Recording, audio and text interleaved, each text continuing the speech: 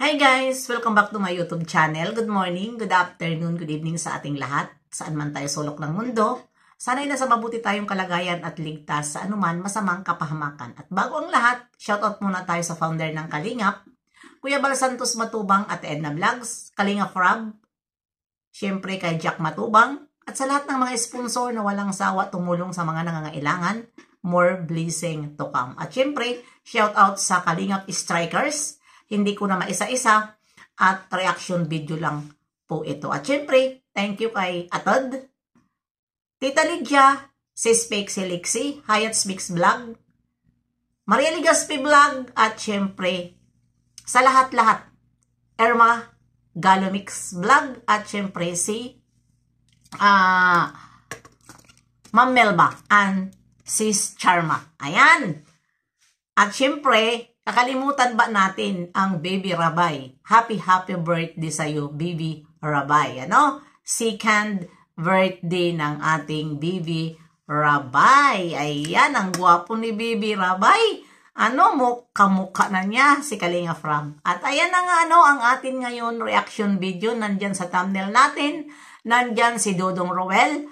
At syempre, si Joel Salcido. Na ito nga ay kung nakikita natin, ito si Salcido ay lahat na nawawala dito sa Kalingap ay nire-reaksyonan nila nitong mga anti-Kalingap. Mga anti-Kalingap na sinasalo nila kapag yun na nga ang alam nila na wala na.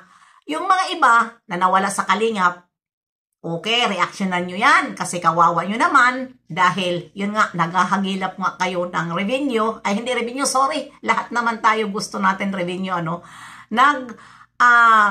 hahanap kayo ng views. Naghahanap kayo ng views dahil kawawa naman ang mga channel natin kapag walang views.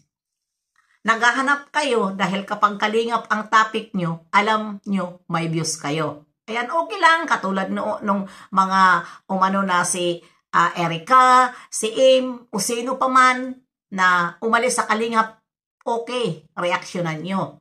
Pero, itong isang pamangkin, walang iba kundi ang ating mabait na Dodong Roel, ay wag mo naman araw-arawin. At ayan saludo rin ako dito kay Dodong Roel. At siya po ay nagsalita na wag muna siya reaksyonan. Dahil pansin naman ni Dodong Roel na ito nga ay kinakalaban si Kalinga From at saka si Kuya Val. Diba?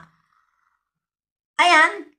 At nagsalita naman si Dodong Roel ng maayos at nireaksyonan naman nito ni Salcido na yun nga na siya ang tinutukoy ni Dodong Roel. Ayan na nga ba ang sinasabi ko sa inyo Huwag tayo basta-basta makisali, lalong-lalo na kung kamag-anak yan. Kasi sa totoo lang, dugo is dugo. Yan ang sinasabi ko sa inyo Mapapahiya tayo. 'Di ba? Nag-reaction ka. Paano ka yung tawag nito? Masaya ka dahil pinupuntahan ka sa mga fans ni Dodong Roel. Pinapanood ka. Pero hindi mo alam kung ano ang nasa loobin ng ina-idol nila. Natural, susundin yun. Love nila Di ba? Love nila si Dodong Roel. Kaya, yung mga nagko-content dyan ay kunting hiya nyo naman. Kasi nga, alam ko ang mangyayari. Magsasalita. Hindi nga ako nagkamali na magsasalita at magsasalita si Dodong Roel. Di ba? At kung nakita nyo, di ba, maninira kayo dito sa mag-ama. Di ba? Nung minsan pag nagla-live si Dudong Roel, pinapasok ni Kalinga Prab at nagsa-shoutout si Kalinga Prab.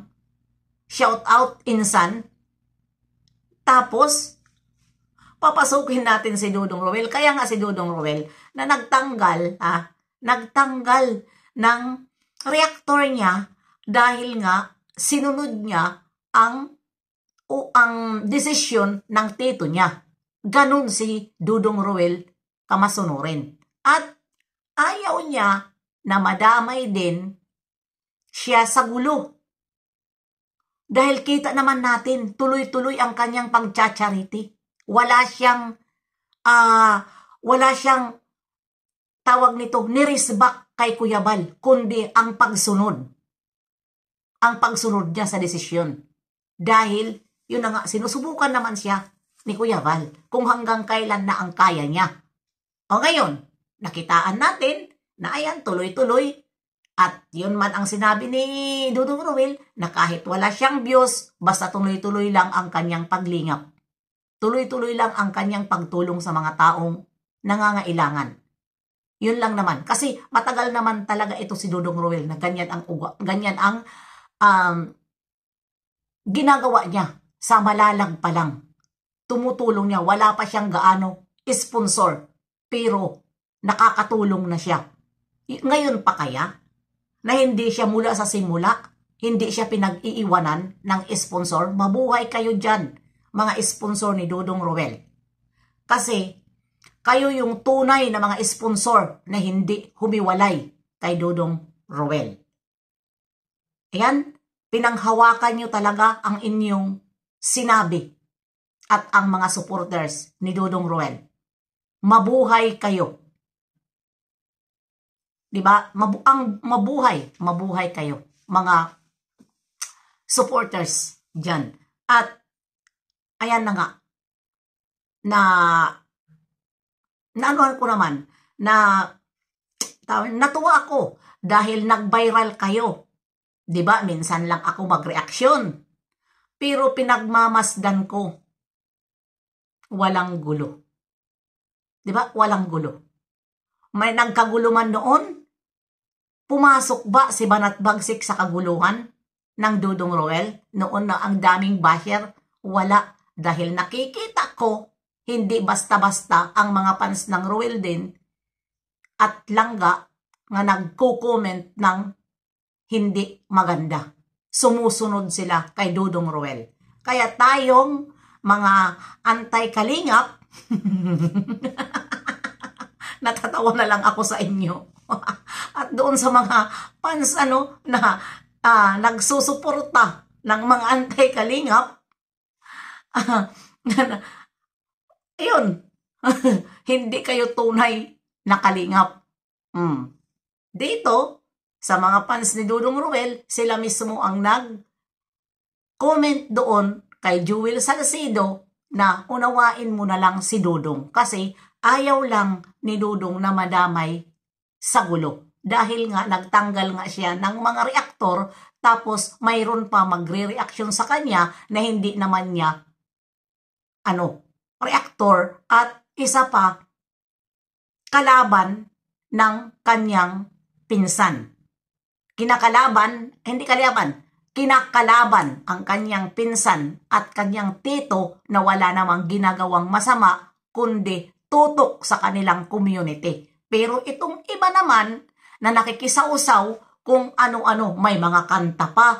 Inggit si Kalinga Prab, inggit si Kuya Bal, dahil si Dudong Roel ay... Uy, Diyos ko Maria Josep, mainggit si Kalinga Prab, mainggit si Kuya Bal kay Roel. Saan ba si Roel nakilala? Hindi ba sa mag-ama? Kaya yon ang inayawan ni Dudong Roel. Kasi nga, kung nag-react ka lang ng maayos o nag-react ka lang ng magandang mga reaksyon sa kanya, bakit ka ba paringgan ni Dudong Roel? Hindi naman ganun si Dudong Roel. Mag-react ka dahil hindi ako reaktor ni Dudong Roel noon. Nagre-react ako based doon sa mga nakikita ko at sumasagot ako. Sumasagot ako. Pero, Nandito kami sa Kalingap, walang nambas sa akin na mga Kalingap ng bonggang-bongga at walang nagbas sa akin na mga Rochelle Panatic at Dudong Panatic. Kahit nagreaksyon ako noon kay Dudong Roel at kinalaban ko ang nagkukomment kay Dudong na hindi maganda at kay Langga Rochelle, walang Kalingap na kumontra kay Banat Bagsik. Walang Kalingap. Dahil bakit? Kalingap kaming lahat eh. Yung mga anti-Kalingap tulad sa inyo, pinapanood nyo ang mga hindi Kalingap. Kasi hindi kayo tunay na Kalingap. Yun lang yun. Diba? Kaya hanggang dito na lang. See you next live and upload. God bless sa ating lahat. At reaction video lang ito, maiksi. Baka mamaya magla-live ako. Bye-bye! See you next live and upload. God bless sa ating lahat. Mga Kadudong Roel at Kalangga.